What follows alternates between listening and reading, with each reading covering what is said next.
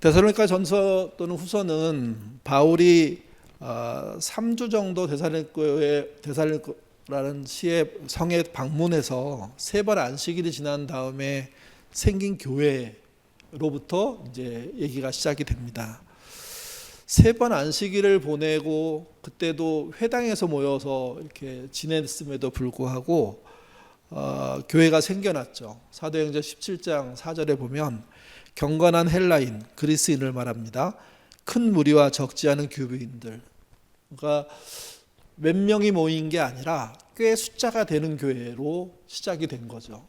근데 그것이 3주 동안 데살로니가에 있는 유대인 회당에서 말씀을 전하고 또는 토론을 하고 또는 전도 활동을 한 결과라는 겁니다. 참 신기한 겁니다, 교회는. 그러니까 전혀 그전에는 사전 지식이 없었던 분들일 것 같은데 새로운 소식에 귀가 열리고 그것을 듣고 그래서 모이고, 여기 귀부인들이란 말은 단순히 그 사회에서 힘겨워서 뭔가 구제를 받고 긍휼을 얻어갖고 믿는 정도가 아니라 자신의 그런 삶의 내용들과 이렇게 서로 복음과 연결시키면서 어떤 삶을 살아야 할까 하는 그런 고민들이 있는 무리가 아닐까 하는 추측을 할 수 있게 합니다. 그러니까 교회라는 것이 그냥 먹을 거 주고 그 다음에 재미있는 행사 만들어주고 그런 걸로만 이렇게 사람이 모이는 게 아니라 실제 인생에 도전이 되는 말씀들로, 그리고 미래에 어떻게 살아야 될지, 어떤 삶을 살아야 할지에 그런 내용들로 이렇게 사람들을 끌어당긴다는 거죠. 근데 이제 그런 교회가 생겨나게 되니까 유대인 강병파, 그러니까 데살로니가의 유대에서 그 흩어져 있던 디아스포라 유대인들이 그 교회가 생기는 것을 보고 분노하기 시작합니다. 그래서 바울과 실라를 잡아들이기 위해서 저작거리에서 불량배들을 동원하고 그리고 그들을 잡아들이기 위해서 여러 가지 악행들을 거행하죠. 결국 바울과 실라는요 3주 만에 도망쳤습니다. 잡히면 좋을 게 하나도 없기 때문에. 그래서 데살로니가 교회에 대한 바울과 실라의 영향력은 종료될 거라고 생각했는데 바울은 그 이후에도 몇 번의 시도를 통해서 데살로니가 교인들을 만나고 싶어 했고 그들을 조금이라도 도우려고 애썼던 적이 있었던 거죠. 근데 잘 안 됐습니다. 데살로니가전서 2장 18절 보시면 같이 읽겠습니다. 그러므로 나 바울은 한 번, 두 번, 한 번, 두 번, 두 번 정도 시도를 구체적으로 했다는 겁니다. 근데 누가 막았다고 써 있죠? 누가 막았다고 써 있습니까? 사탄. 사탄은 누굴까요? 영적인 인격체라고 보통 얘기합니다. 근데 본문에서 흐르는 이야기 속에 나타나는 사탄은 영적인 인격체라기보다는 사람입니다. 극우적인 유대인들과 그들에 의해서 동원된 사람들, 불량배들, 그들이 사탄의 역할을 하는 거죠. 사탄이 실제 존재하고 역할을 한다 하는 게 성경의 이야기지만 동시에 사탄의 역할을 하는 사람도 있다는 게 성경의 이야기입니다. 사탄의 역할을 하는 자를 이겨낼 수 있을까? 이겨내면 참 좋겠지만 그렇지 못할 수도 있습니다. 그럴 때 조심해야 됩니다. 주의해야 됩니다. 사탄의 전략에 휘말리지 않도록. 그들이 깔아놓은 복선에 휘말려 들어가서 그 장단에 춤추고 놀아나지 않도록 우리를 잘 단속해야 되는 거죠. 바울은 비교적 잘 단속한 것 같습니다.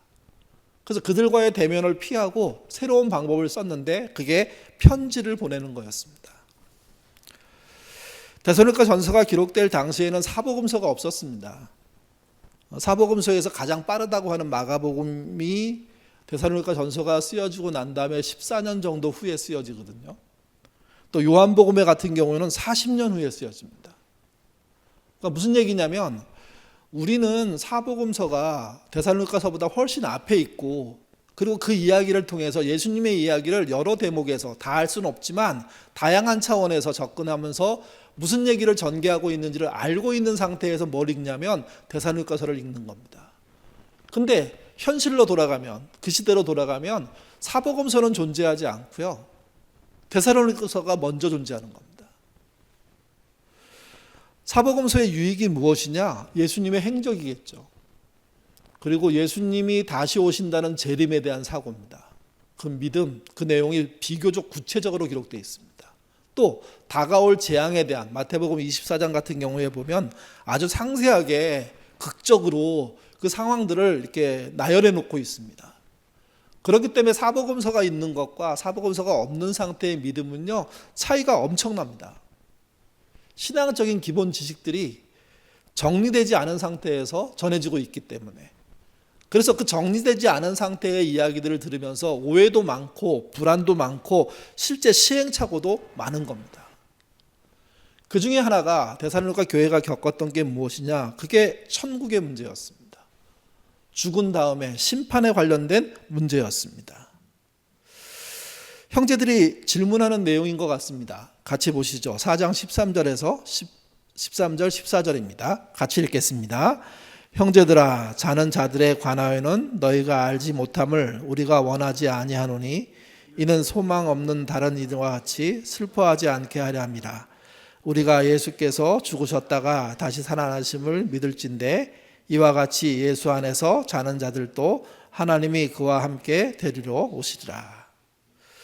13절에는 바울이 이미 죽은 사람들에 대해서 의문을 품고 있는 데살로니가 교인들에게 무덤이 끝이 아니다 하는 이야기를 합니다. 자는 자들이란 죽은 자를 말하죠. 죽음이라는 게 그 사회에선 끝이라는 통념이 있습니다. 지금도 그 통념을 갖고 있는 사람들은 많습니다.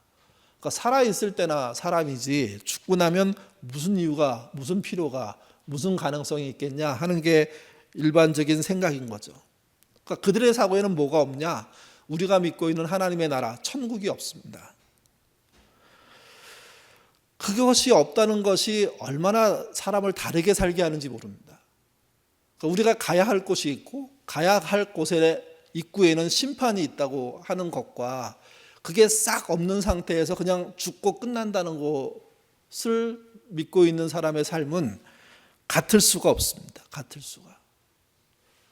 데살로니가후서 2장 2절에 보면 주의 날이 이르렀다는 소문에 대한 이야기를 하는 걸 보면 천국에 대한 대단한 혼란, 미래에 대한 대단한 혼란들, 또 죽으면 끝이야 하는 그런 사고들이 교인들 안에 있었고 그것 때문에 많은 어려움과 갈등들이 실제 존재한 걸 볼 수가 있습니다. 저희가 부활절 고난주간 그 밤 기도회 할 때 마지막 날 예수님의 부활을 얘기하면서 우리의 미래가 영으로 천국에 가는 것이냐 아니면 새로운 몸으로 천국에 들어가는 것이냐 하는 이야기를 이렇게 기록으로 또 설명으로 나눠드린 적이 있습니다. 그러니까 영으로 천국에 간다는 사고하고 새로운 몸으로 천국에 간다는 사고는 같은 사고가 아닙니다. 그러니까 영으로 한다는 것 자체가 몸이 없다는 의미가 되고 그래서 몸이 있는 지금의 상태하고는 무관하게 다른 존재로 한다는 그런 의미가 생겨서 사람들은요 천국을 낭만적으로 생각하고 여유 있게 생각합니다. 반대로 새로운 몸으로 간다고 얘기를 하게 되면 그러면 달라지는 겁니다. 왜? 내 몸이 변화돼서 새로운 몸이 돼야 되는 거기 때문에 몸의 연속성이 생기는 겁니다. 그러니까 영으로 천국에 있다는 이야기는 몸과 단절되고 영으로 새롭게 산다는 얘기가 되는 반면에 새로운 몸이 된다는 이야기는 내가 존재했던 이 시간과 그리고 그 존재했던 몸이 새롭게 된다는 이야기거든요. 그래서 이 두 가지 신앙의 차이는 한쪽은 생각보다 현실의 삶에 대해서 좀 막 사는 형태, 누리는 형태, 그리고 뭔가 이루려는 형태가 더 강한 것이라면 새 몸으로 바뀐다는 사고의 기본적인 것은요, 현실의 삶의 충실성, 그리고 그 삶의 내용이 하나님 보시기에 합당한지에 대한 확인을 하려고 하는, 그렇게 살아보려고 하는 도전성, 이게 높다는 겁니다. 그러니까 천국은 미래에 대한 이야기인데 이 미래에 어떤 모습으로 가야 하고 어떤 모습으로 살아야 할지에 대한 정리가 없으면 현실 신앙인의 삶들이 엉망이 된다는 거죠. 왜 한국교회가 이토록 문제가 많을까? 기독교인들이 이토록 잘못 사는 내용들이 많이 들킬까? 분명합니다. 천국을 영으로 가고 싶은 겁니다. 육으로 가고 싶지 않고. 그렇게 확신하는 겁니다. 근데 성경은 새로운 몸으로 새 창조의 시대가 열리는 게 천국이라고 얘기하는 겁니다. 그래서 다르다는 거죠. 데살로니가 교회는 죽으면 끝난다. 그러니 죽은 건 망한 거다. 그렇게 확신하고 있었는데 바울은 그렇지 않다고 얘기합니다. 14절이 그걸 얘기해 주는데 우리가 예수께서 죽으셨다가 다시 살아나심을 믿을진데 이와 같이 예수 안에서 자는 자들도 하나님이 그와 함께 데리고 오시리라. 자는 자가 다시 깨어나듯이 주님이 데리고 온다. 이런 표현을 합니다. 뒤에 가면 그들이 공중에 들림받고 공중에서 그 주님을 맞이한다. 이렇게도 설명하죠. 몸이 일어난다는 표현입니다. 죽었는데. 그러니까 썩은 몸이 어떻게 일어나냐? 우리로서는 정확하게 설명할 방법이 없는데 예수님이 부활하신 것을 보면 그 부활의 몸이 우리가 예상할 수 있는 몸의 어떤 상징성, 대표성을 갖는다고 할 수가 있는 거죠. 그렇게 살아난다면 현실의 삶을 다르게 살 수밖에 없다는 겁니다. 왜 다르게 살지 않냐? 그렇게 부활할 거라고 믿지 않기 때문입니다. 영적으로 가능성이 있는 존재 정도만 생각하는 거죠. 영의 믿음만 갖게 되면 현실 속에서요, 마약이 눈앞에 자주 보인다면 마약을 즐기는 형태로 기독교인들이 갈 수가 있습니다. 나쁘다, 악하다 이런 것보다는 현실에 있는 즐거움 또한 내가 챙겨서 가져야 될 거라고 생각하기 때문에, 그러니까 마약을 한 번도 안 한 사람 입장에서는 마약을 우리가 어떻게 생각해? 이렇게 생각하는데, 여러분, 마약 아닌 다른 것들도 전에는 금지됐고 하지 않았던 내용들이 많습니다. 근데 그게 하나씩 무너지면서 더 깊은 쾌락과 더 많은 쾌락과 더 다양한 쾌락 쪽으로 가지 않습니까? 지금의 쾌락의 끝이 마약이라고 할 수 있는데 그런 것 또한 별 문제가 안 되는 상태의 신앙이 오게 된다는 겁니다. 몸의 부활, 새로운 몸으로의 창조, 새 창조, 이거 흔들림 없이 믿어야 되고, 그래서 지금의 우리의 삶, 우리의 몸, 우리의 생활이 어떠한지를 체크하고 주의 나라에 들어가기에 합당한 존재인지를 깊게 생각하는 신앙이 돼야 되는 거죠. 무덤이 끝이 아닙니다. 주님이 부활하셨기 때문에. 그러면서 그 바울은 몇 가지로 이 부분들을 정리합니다. 첫 번째에 나오는 정리가요, 먼저 죽은 자에게 불이익이 없다는 겁니다. 15절 말씀 같이 읽겠습니다. 우리가 주의 말씀으로 너희에게 이것을 말하노니 주께서 강림하실 때까지 우리가 살아남아 있는 자도 자는 자보다 결코 앞서지 못하리라. 순서를 말해버렸습니다. 자는 자가 빠르고 살아있는 자가 늦다. 다음이다. 예수님의 재림 자체는 자는 자나 깨어있는 자나 죽은 자나 살아있는 자나 모두에게 소망이다. 그분의 강림은 그걸 증명할 거다. 그 얘기를 하는 거죠. 또 한 가지는 예수님의 재림은요, 동시 목격입니다. 종종 사이비 교주들이 자신이 부활할 거라고, 그리고 죽은 다음에 부활을 못해요. 그러면 그 사이비가 어김없이 쓰는 방법이 있어요. 부활을 했는데 못 본다는 거예요. 왜 못 보냐 그랬더니 아직 믿음이 적어서. 그러니까 부활을 하겠다고 한 것은 예수님을 모델로 하는 거고 예수님의 몸은 보이는 거거든요. 그래서 신약 성경에 무려 500명 넘게 증인이 있다고 얘기하고 있는 것을 알고 있는데, 갑자기 사이비 교주가 죽고 부활을 했다고 하는데 부활을 볼 수가 없으니 영적으로 부활했다고 갑자기 바꾸는 겁니다. 그래서 영적으로 부활한 교주들이 많아요. 하나님의 교회 같은 경우가 대표적이죠. 아마 신천지도 조금 있으면 그럴 겁니다. 아마. 그 외에 통일교는 안 그럴까요? 요즘 우리나라 그 정치 환경에서 통일교의 역할, 신천지의 역할, 하나님의 교회는 아무것도 안 했을까? 할 정도로 막강한 영향력들을 지금 펼치고 있는데, 국가적인 부정에까지 개입하고 선거까지 개입하고 있는데, 그들이 갖고 있는 신앙은 맹점이 많고 한계가 많고 그야말로 별 의미가 없는 잡소리에 해당하는 그 정도밖에 안 된다는 거죠. 주님의 재림은요, 동시 목격입니다. 그러니까 못 볼 사람이 없다라고 표현하는 게 맞는 것 같습니다. 그래야 주님의 부활이죠. 제가 전에 묵시나 계시도 똑같다고 말씀드렸습니다. 우리가 꿈을 꾸고 기분이 나빠, 하나님이 나한테 이거 하지 말라고 하는 것 같아, 이렇게 하는 것은 계시가 아니라고요. 묵시가 아니라고요. 묵시와 계시는 우리가 어떻게 변명할 방법이 없어요. 너무 명확하기 때문에 꼼짝없이 그 말씀을 받아들일 수밖에 없는 상황이 되는 걸 말하는 거거든요. 똑같이 주님의 재림도, 야, 누구는 안 봤대, 누구는 봤대, 누구는 조금 봤대, 누구는 많이 봤대, 이게 아니고 동시 목격을 말하는 거죠. 성경은요. 모두가 한꺼번에 보게 된다. 근데 여러분, 지구촌에 있는 70억의 사람들이 한꺼번에 다 보게 되는 방법이 뭐가 있습니까? 어떤 분이 그러더라고요. 인터넷이 유용할 거라고. 근데 여러분, 인터넷 안 하는 사람 많아요. 인터넷 열심히 하십니까? SNS? 거기서 다 전달해 주나요? 이게 아니잖아요, 이게. 동시 목격이라는 표현을 이렇게 합니다. 16절에서 17절 같이 읽겠습니다.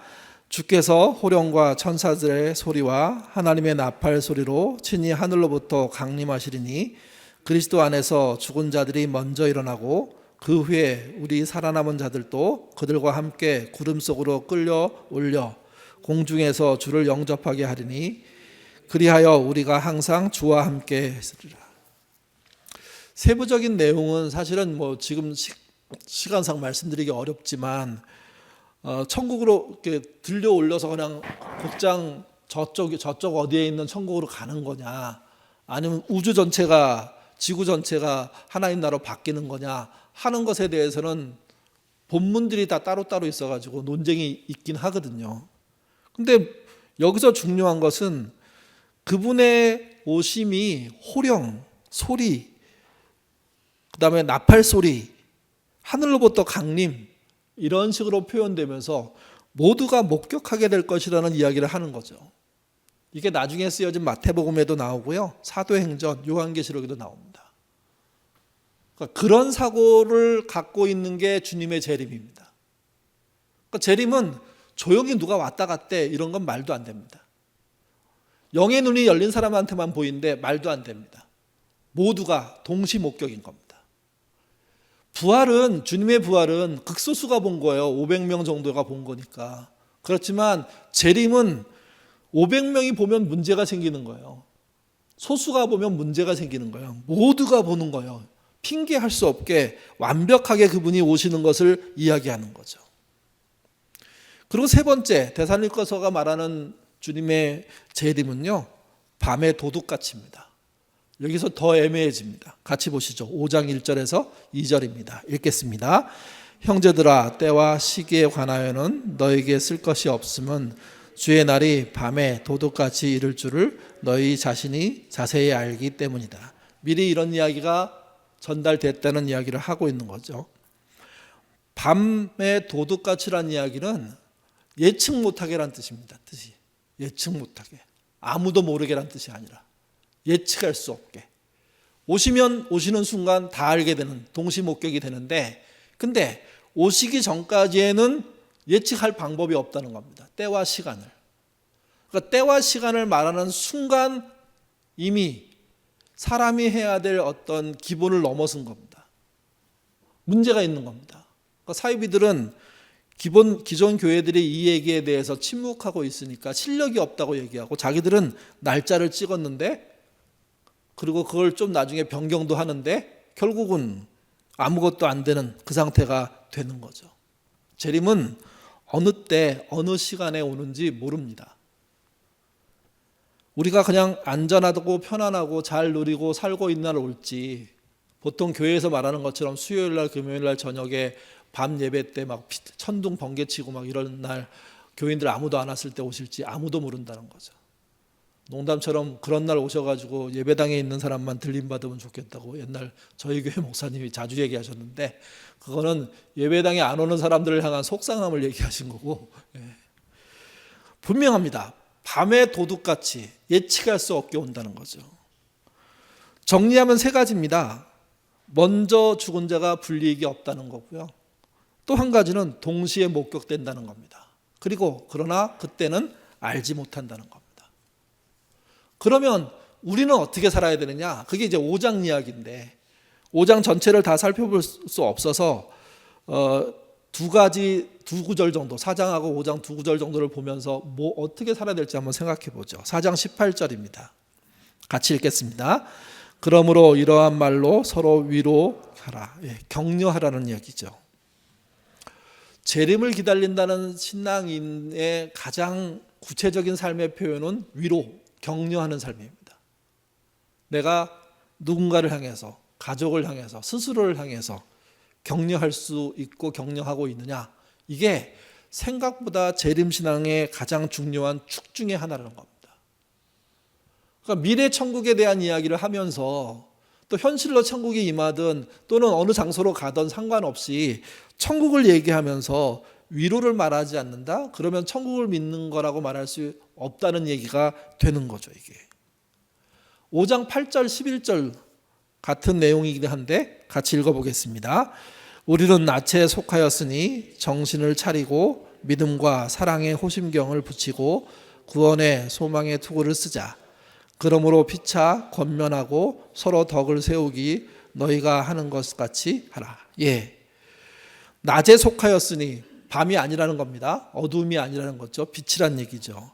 정신을 차리고, 정신을 혼미하게 만들지 않고 자신이 하고 있는 현장 속에 제대로 사용하라는 얘기입니다. 믿음과 사랑의 호심경. 호심경은 옛날 전쟁에 나갈 때 심장이 가장 한 방 맞으면 그냥 죽게 되니까 여기를 특별하게 보호하기 위해서 이 부분에다가 구리로 또는 철로 보호하는 데를 만들었습니다. 그래서 아마 옛날 영화 같은 데 보면 끈으로 이렇게 삼각형이나 사각형이나 원의 모양을 가슴 쪽에다가 일부러 달고 나가는데 그게 호심경입니다. 그러니까 그것에 의해서 활이나 창의 공격을 막을 수 있게 하는 걸 말하는 거죠, 이게. 그러니까 정신을 차리고 믿음과 사랑의 호심경을 붙이고 구원의 소망의 투구를 쓰자, 그렇게 표현합니다. 그러면 이거는 무엇인지 그림 그리는 거에 따라서 좀 달라져요. 근데 방향성은 명확합니다. 앞에서 4장 18절에도 나왔는데 5장 11절에 나옵니다. 피차 권면하고 서로 덕을 세우기를 너희가 하는 것 같이 하라. 여러분, 위로, 권면, 덕을 세움이 천국을 소망한다는 증거라는 겁니다. 예배의 횟수, 헌금의 양, 전도의 숫자, 그런 게 아니라 교회의 역량, 그리고 그들이 한 어떤 수치가 아니라, 교회가 한 수치들이 소중하고 중요합니다. 왜 그러냐면 그들의 현실을 보여주니까. 근데 그런 수치보다 더 중요한 게 무엇이냐?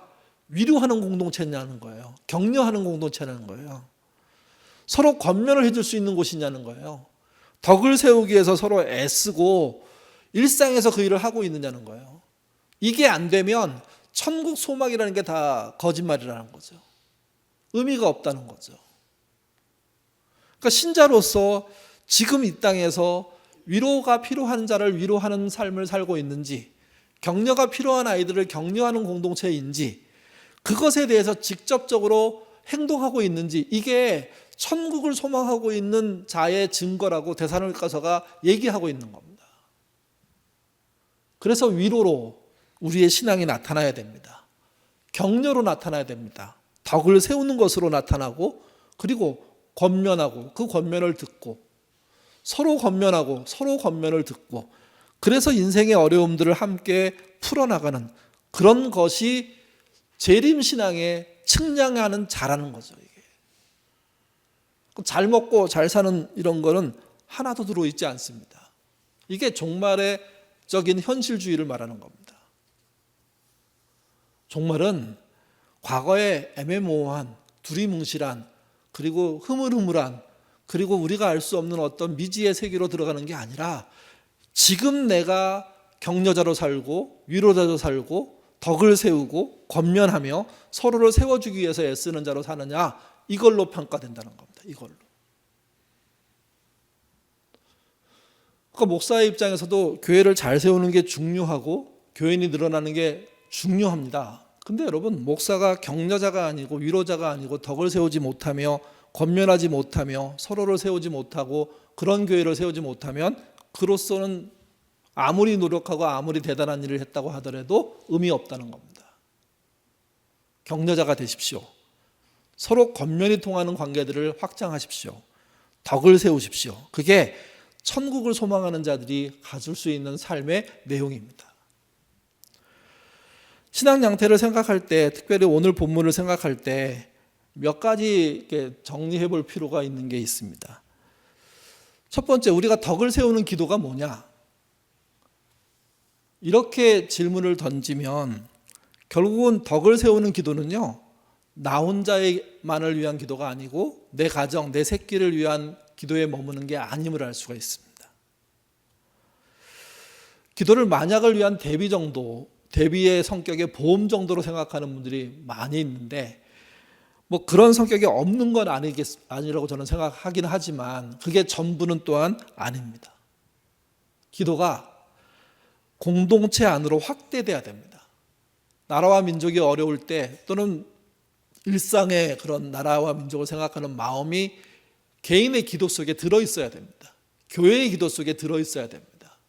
저는 기도의 내용이 생각보다 중요하다고 생각하고 그 내용이 자신을 넘어서서 우리를 생각하는, 하나님 나라를 생각하는 방향으로 가는 거, 이게 굉장히 중요하다고 생각합니다.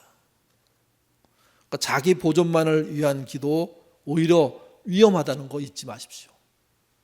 두 번째는 정말 덕을 세우고 있느냐 하는 겁니다. 아니면 무덕한 건 아닌가? 또 격려하는 삶을 살고 있느냐? 아니면 갈등의 삶을 살고 있느냐? 그게 중요합니다. 그게.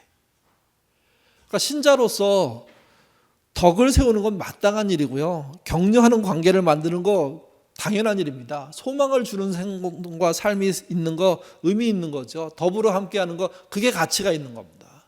거기에 우리의 삶에 실제 발이 들어가 있어야 되고 몸이 들어가 있어야 되고 삶이 들어가 있어야 된다는 거죠.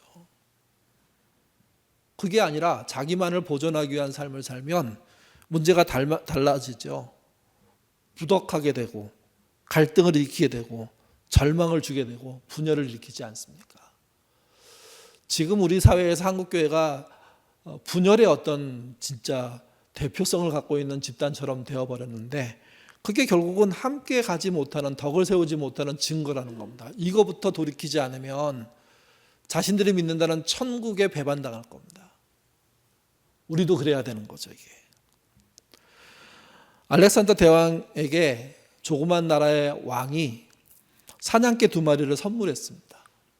그래서 신하한테 설명했습니다. 이 개를 어떻게 훈련시켰는지. 알렉산더는 개를 굉장히 좋아했답니다. 명견을 선물 받고 대단히 행복해했답니다. 그리고 자신이 사냥 나갈 때 2마리를 데리고 나간 거죠. 토끼 사냥을 나갔는데 토끼를 쳐다만 보지 공격하지 않더래요. 그래서 좀 더 큰 규모의 사슴 사냥을 나갔는데 그 개가 역시 사슴을 그냥 쳐다보고만 있더랍니다. 그 알렉산더가 엄청 실망하고 화가 났습니다. 조그만 나라의 왕이 우리를 대단히 만만하게 보는구나. 이거 가만히 두면 안 되겠네. 뭐 이런 생각을 하게 된 거죠. 그리고 결국 그 개를 죽인 겁니다. 근데 어느 날 자그마한 나라의 왕이 알렉산더를 찾아왔습니다. 그랬더니 뭐 당연하죠. 화가 난 어조로 왜 사냥도 못하는 개 2마리를 사냥개라고 속여서 줬느냐고 화를 낸 겁니다. 그러자 왕이 이렇게 얘기했답니다. 제가 드린 2명견은 호랑이를 잡도록 훈련시킨 개라고. 그러니 호랑이보다 작은 동물들에 대해서는 그렇게 관심이 없다고. 그렇게 훈련시킨 존재라고. 알렉산더는 그때서야 왜 개가 작은 동물에 대해서 공격하지 않는지 이해가 된 겁니다. 이 이야기 속에서 사자, 호랑이 잡도록 훈련된 개, 그러면 뭐 어마어마한 능력을 갖고 있는 개 아닐까요? 그런 개의 능력을 쓸모없는 곳에 쓰려고 하는 사람의 문제가 더 심각하지 개의 문제가 아니라는 이야기를 해주는 이야기라는 거죠. 이게 기도, 우리는 너무 형편없게 쓰고 있습니다. 천국의 소망, 이런 거 너무 하찮게 사용하고 있습니다. 또 뭘 하찮게 생각하냐면 우리 덕을 세웁시다. 정려하는 관계가 됩시다. 사람에게 소망을 줘야죠. 함께 우리 더불어 삽시다. 이 네 가지 정도의 기본적인 가치를 웃기게 생각합니다. 아무것도 아닌 실력 없는 사람들이, 별 볼 일 없는 사람들이 할 수 없이, 할 것 없을 때 하는 것처럼 얘기하는 경향들이 너무 높은 겁니다. 아닙니다, 여러분. 세상에서 이룬 것이 아무리 대단하고 그 돈의 규모가 수백조라고 하더라도 덕을 세우는 것보다 못합니다. 그분의 역량이 뭐 수천 명, 수만 명, 아니 지구촌 전체를 들었다 놨다 할 수 있는 말의 능력, 연설의 능력, 그다음에 가치와 그리고 그것을 이룰 수 있는 그런 놀라운 정신의 능력이 있다고 하더라도 격려하지 못한다면, 격려를 할 줄 모르는 사람이라면 그는 결국은 있으나마나 하는 일을 한다는 게 성경의 논리라는 겁니다. 절망하는 사람에게 핀잔 주고 진 누르고 꺾어버리고 망가뜨려서 에이 빨리빨리 죽어 사라져 하고 만드는 인생, 강자만 살아남게 만드는 인생, 그것보다 약자까지 소망을 갈 수 있는, 강자는 제대로 된 소망을 가질 수 있도록 만드는 그 삶이 더 가치가 있다는 거죠. 여러분, 재림을 살아가야 할 때 정말 중요한 덕목에 대해서는 생각하지 않고 재림의 참여에만 생각하는 것이 그게 실수 아닐까요? 바울은 명확하게 얘기했습니다. 4장 18절에 말로 서로 위로하라고요. 격려하라고요. 그게 종말의 재림에 필요한 신앙이라고요. 또 5장으로 넘어가서 11절에 피차 권면하고 서로 덕을 세우고 너희가 그동안 해왔던 것처럼 여러 자신들의 일상에서 벌어졌던 그 평범한 서로를 향한 사랑의 행동들을 하는 게 그게 진짜 믿음의 행동이라는 거죠. 교회가 잘못되면 믿음을 초현실로 만들려고 합니다. 초강력으로 만들려고 합니다. 그거는 하나님께 평가받을 일이 아니라는 겁니다. 오히려 사탄이 좋아할 일이라는 거죠. 믿음은요, 현실 속에서 종말을 사는 겁니다. 종말은 어떻게 사는 거냐? 서로 권면하고 서로 끌어당겨주고 위기에 빠진 사람 구해주고 위로하고 격려하고 소망을 주고, 그게 교회의 본 모습이고 신자의 본 모습이라는 거죠. 그거로 충분히 주님의 재림을 준비할 수 있습니다. 그 준비에 나서고 실제 현실에서 그 준비된 내용을 사시는 저와 여러분 예인교회 되시기를 주님의 이름으로 부탁드립니다. 기도하겠습니다. 천국 얘기를 할 때마다 우리는 거창한 이야기 속에 빠져듭니다. 사실 그 이야기의 그림 자체가 어마어마한 것이 사실이기 때문입니다. 세상을 심판하시기 위해서 전능자 하나님의 아들이 심판해 주러 오시는 일이 어찌 가벼운 일이겠습니까? 근데 하나님의 심판은 엄청난 성과에 대한 이야기가 아니라, 성공에 대한 이야기가 아니라 승리에 대한 이야기가 아닙니다. 승리하시는 하나님이 눈여겨보고 있는 것은 피차 서로 권면하는 삶의 태도입니다. 서로를 위로하고자 격려하고자 애쓰는 노력입니다. 한 사람을 구원하기 위해서 애쓰는 그 마음 씀씀입니다. 그런 삶의 내용이 없는 상태에서 거창한 어떤 일의 성공은 그야말로 모래 위에 지은 집과 다를 바가 없습니다. 데살로니가 교인들에게 잠자는 자는 실패한 게 아니라 그 날에 다시 일어나게 될 증거라고 말했던 바울의 증언들을 우리가 들으면서 그 증언의 삶의 핵심이 무엇인지 놓치지 않도록 하나님 인도하여 주옵소서. 격려하는 일을 우습게 보지 않기를 원합니다. 덕을 세우는 일을 무가치하게 만들지 않기를 원합니다. 힘들고 어려운 사람에게 소망을 주는 일이 얼마나 소망스러운 일인지 알게 하시고 함께 소망을 갖고 견디는 일에 참여하는 우리 모두가 되도록 인도하여 주옵소서. 내 말에 위로가 나오게 하시고 내 말을 통한 격려가 누군가를 일으켜 세우게 하시고 더불어 함께 살려는 희생과 노력, 그리고 내가 쌓아놓은 그런 재물들과 나의 재주와 그리고 내가 갖고 있는 기회들이 그런 자리에 쓰이는 은혜의 것을 보고 기뻐하는 그런 신자 될 수 있도록 하나님 인도하여 주옵소서. 어마어마한 재력과 권력을 가지고 세상 사람들과 섞이지 않고 살려는 그런 태도가 아니라 가능한 한 많이 섞이면서도 때로는 상처 입지만 그러나 격려하고 위로하기 위해서 사는 그런 삶 되도록 도와주옵소서. 그래서 우리가 마지막 심판대에 섰을 때 주께서 네가 격려한 자들이 이렇게 많다는 이야기를 듣게 되는 기쁨의 은혜 있도록 하나님 인도하여 주옵소서. 나로 인해 삶을 다시 살려고 했던 사람들, 나로 인해 격려받아 세임을 얻었던 사람들, 나로 인해 정말 내가 세웠던 자그마한 덕으로 인해서 그의 삶에 좋은 그런 자양분이 됐고 인생이 그렇게 나아졌다는 그런 이야기들을 하나님이 기다린다는 사실을 잊지 않게 하시고 우리가 어떻게 재림을 준비할지, 실존적인 종말론자로서 어떻게 살아야 할지 다시 한번 말씀을 생각하는 우리가 되도록 도와주옵소서. 이번 한 주 열심히 살았습니다. 또 다시 맞이하는 한 주 열심히 살 겁니다. 그 열심히 사는 방향이 물질과 돈과 명예의 문제가 아니라 사랑과 인내와 격려와 소망의 문제라는 사실을 알게 하시고 나를 통한 하나님의 소망이 격려와 위로가 많이 퍼져나가도록 도와주옵소서. 가정의 달을 저희가 맞이합니다. 정말 가정의 달에 즐거운 일은 잘 먹고 놀고 여행 가는 정도만이 아니라 힘든 자녀, 힘든 부모, 가족들을 격려하고 위로하는 일입니다. 많이 안아주고 손 잡아주고 어깨 두들려주고 그래서 그 가족들이 세임을 얻는 것 해갈 수 있도록 도와주시고 부모를 향한 사랑을 보여줄 때 나의 부모만이 아니라 우리 주변에 부모로서 대접받지 못하는 사람을 향한 우리의 손길도 죽지 않도록 열리도록 그래서 누군가를 한 명이라도 더 격려하도록 도와주옵소서. 거창한 그런 재림의 소망 내려놓게 하시고 우리에게 맡겨진 피차 건면하고 서로 돌보고 덕을 세우며 위로하는 삶을 사는 예인가족 되도록 이끌어 주옵소서. 또한 나 자신도 위로받고 싶고 때로는 격려받고 싶을 때가 있습니다. 그런 격려가 실제 나에게 도달하는 그런 기쁜 삶 살 수 있도록 인도하여 주옵소서. 그래서 위로가 넘치는 우리 모두가 되기를 원하오며 예수님 이름으로 기도드립니다. 아멘.